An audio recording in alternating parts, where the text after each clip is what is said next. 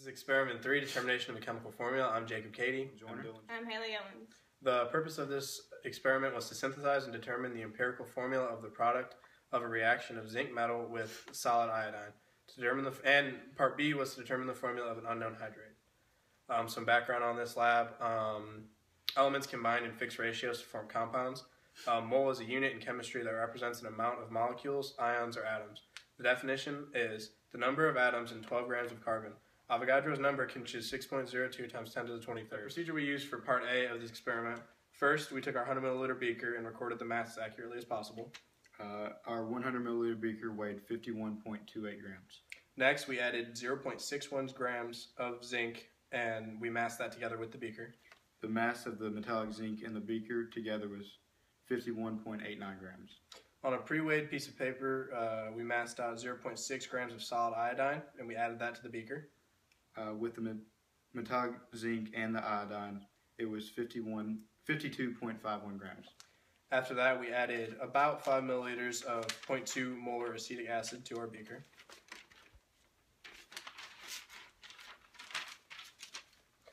We swirled the beaker occasionally. The reaction is complete when the solution is 100% colorless. That took about 20 minutes. Next, we decanted the solution into a clean, dry 100 milliliter beaker labeled zinc iodide solution, making sure that all excess zinc metal remains in the original beaker. After that, we added about 3 milliliters of 0.02 molar acetic acid to the beaker with solid zinc. We swirled it occasionally, then decanted the solution into the beaker. Next, we washed the zinc twice more with acetic acid. Then we washed the solid zinc 3 times more with DI water. We dried the remaining zinc, put the beaker with moist zinc on a hot plate until dry.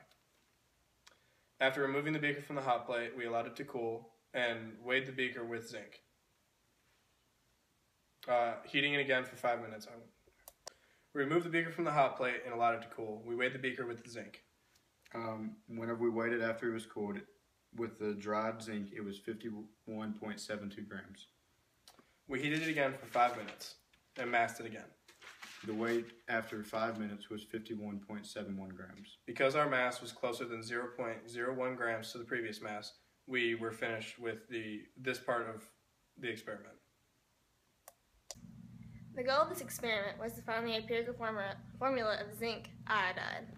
To do so, we found the moles of iodide, which we did the mass of iodine weighed, which is 0.62 grams, divided by the molar mass of iodine, which is 126.90 grams per mole. And we got 4.89 times 10 to the negative third moles of iodide. To find the mass of zinc remaining, we subtracted the initial mass of zinc, which was 0.61 subtract 0.18, and it equals 0.43 grams of zinc. To find the moles of zinc, we divided the 0.18 grams of zinc reacted, divided by molar mass of zinc, which is 65.38 grams per mole, and that equals 0.0027 moles of zinc. To find the empirical formula, we divided what we got for the moles of iodine and the moles of zinc, which is 4.89 times 10 to the negative third moles of iodine, divided by 0.0027 moles of zinc, which equals 1.81, and our empirical formula was CnI2. Procedure for part B, finding the unknown hydrate.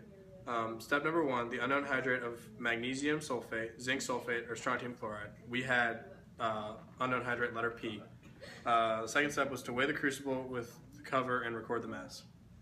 The weight of our empty crucible with the cover was 47.47 grams. Next, we removed the crucible and added either 0.4 to 0.8 milligrams of the unknown hydrate. We massed it and recorded that. The weight of the crucible with the unknown was 48.02 grams. Therefore, our mass of our hydrate was 0.56 grams. Next, we placed the crucible with the unknown on the burner with cover on it, leaving it slightly vented so water vapor could escape. We opened the gas valve slightly to heat gently at first.